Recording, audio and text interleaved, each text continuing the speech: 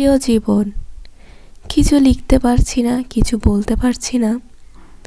কেমন যেন কোথায় আটকে গেছি, কোথায় কি যেন নেই, নাকি কে?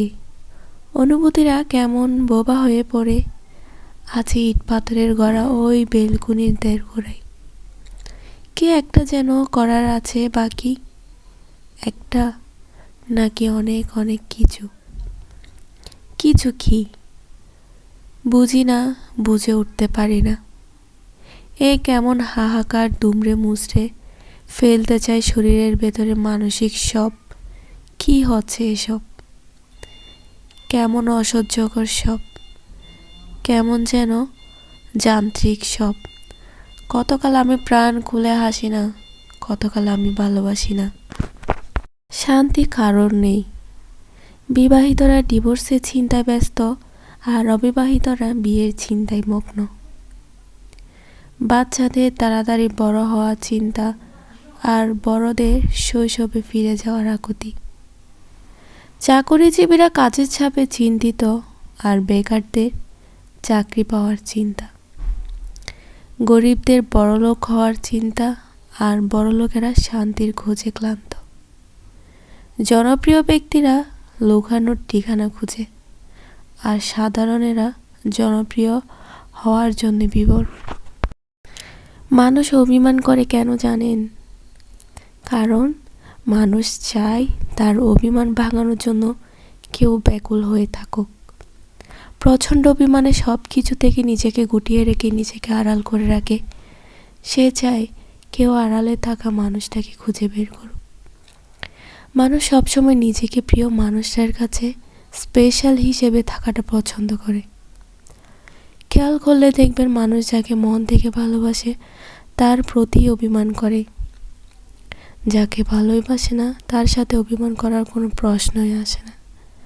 আর তাই একটা মানুষ যতই অভিমান নিয়ে বসে থাকুক না কেন, যার সাথে সে অভিমান করে সে মানুষটা ছাড়া আর কেউ তার অভিমান ভাঙাতে পারে না।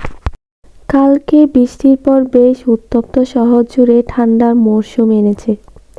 রোজকার এক রুটিন। অফিস যাওয়ার পথে রাস্তার মোড়ে সেই বিল্টুকে দেখতে পাওয়া যাচ্ছে না।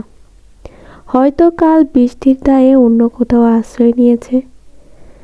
বাবার সময়টুকুই আর নেই। আজ আবার রক্তদান শিবিরের আয়োজন আছে।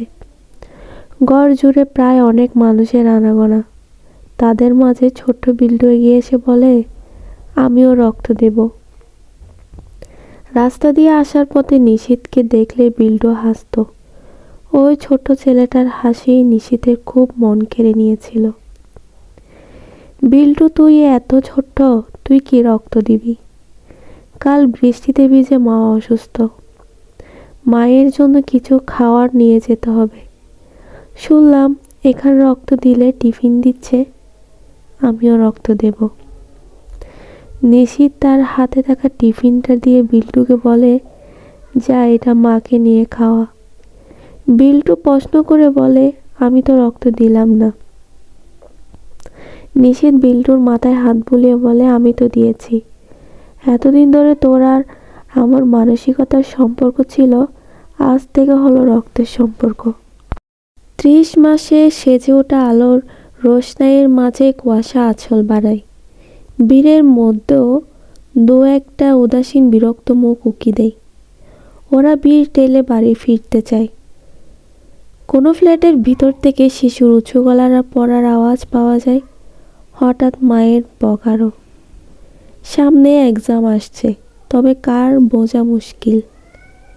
এয়ারপোর্ট থেকে প্লেন আকাশে উড়ে যায়। শহরের আলোর রোশনাই ক্রমে বিন্দুতে পরিণত হয়। প্রতিষ্ঠার খাতিরে গোলার্ধ পেরিয়ে অনেকে জীবনে ডিসেম্বর গ্রীষ্ম নেমে আসে। সব শীতের শেষ বসন্ত আসে না।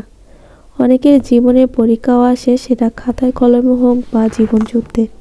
আমরা সকলে কিন্তু ভীষণ স্বার্থপর, তাই সবসময় ভালোর চেয়ে বেশি খারাপটাকে নিয়ে সমালোচনা করি। কারোর গুণ অপেক্ষা খুঁত আর খামতিকে। লোকাল ট্রেনের জানালায় একটি মিষ্টি মুখে শ্যামবর্ণা মেয়ে বসে রয়েছে। উল্টো দিকে সুন্দরী একটি মেয়ে ও তার মা বসে। সমস্যা হলো, যখন জানালা দিয়ে সুন্দরী মেয়ের মুখে রোদ এসে পড়তে লাগলো, তার মা মিচকে হাসি দিয়ে বললেন মেয়েকে, সরে আয় এদিকে, ওই রোদে মুখ লাগালে ওর মতো হয়ে যাবে। অনেকক্ষণ ধরে মা মেয়ে মিলে মেয়েটির শ্যামবর্ণকে ব্যঙ্গ করে উঁচু দরের হাসি দিচ্ছিলেন। অবশেষে মেয়েটি মুখ খুলে বলল, রোদে মুখ লাগলে আমার মতো হয়ে যাবে? এতই সোজা? আমি সরকারি কলেজের ইতিহাসের অধ্যাপিকা, দুস্থ মেয়েদের স্বনির্ভর করার একটি এনজিওতে সক্রিয় কর্মী।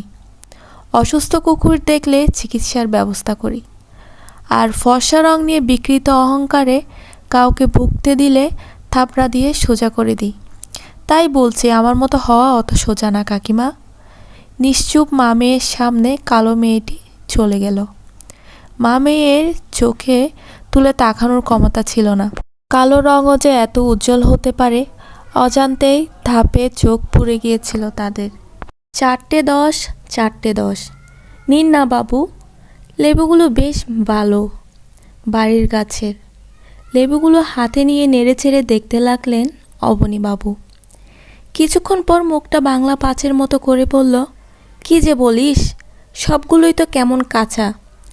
যা নেব না, অন্যদিন আসিস। বাচ্চাটা ঝুড়িটা তুলতে অবনীবাবু বললেন, এই দাঁড়া দাঁড়া, 1 কিলো দিয়ে দে, বলেই 200 টাকার নোট ওর হাতে দিলেন। অবনীবাবু, আমি হাওড়া বর্ধমান শাখার নিত্যপথের যাত্রী। ছোকরা চলে যাওয়ার পর বললাম, মশাই, ছোকরা তো আপনাকে ঠকিয়ে গেল। আরে আপনি তো লেবুগুলো দেখেছেন ব্যবসাদারের মতো, আমি তো ওর রোদে শুকিয়ে যাওয়া মুখটা দেখেছি। তফাৎটা এখানেই। লাভ ক্ষতি বোঝার সময় এখনও বাকি আছে। সবাই বলে জীবনে সাফল্য পেতে ধৈর্য রাখতে হয়, কিন্তু এই ধৈর্য বস্তুটা নিজের মধ্যে বাঁচিয়ে রাখা বরাবরই একটু কঠিন, যা এই চলতি বছরে আরও বেশি কঠিন বা প্রায় দুরূহ হয়ে উঠেছে। আজকাল স্বপ্ন দেখতেও ভয় হয়। মধ্যবিত্ত পরিবারের সন্তানরা আজকের দিনে সত্যি বড় অসহায়। নিজের আশপাশটা যখন একটু একটু করে অন্ধকারে ডুবে যাচ্ছে, তখন নিজের মধ্যে টিম টিম করে জ্বলতে থাকা সেই বহুকাঙ্ক্ষিত স্বপ্নের বাতিটা জ্বালিয়ে রাখা বা সেই বহু পরিচিত ধৈর্য নিজের মধ্যে বাঁচিয়ে রাখা সত্যি বড় দুরূহ কাজ। অনেক মানুষ আছে যারা নিজের মধ্যে ফ্যাশনকে খুঁজে না। কিছু মানুষ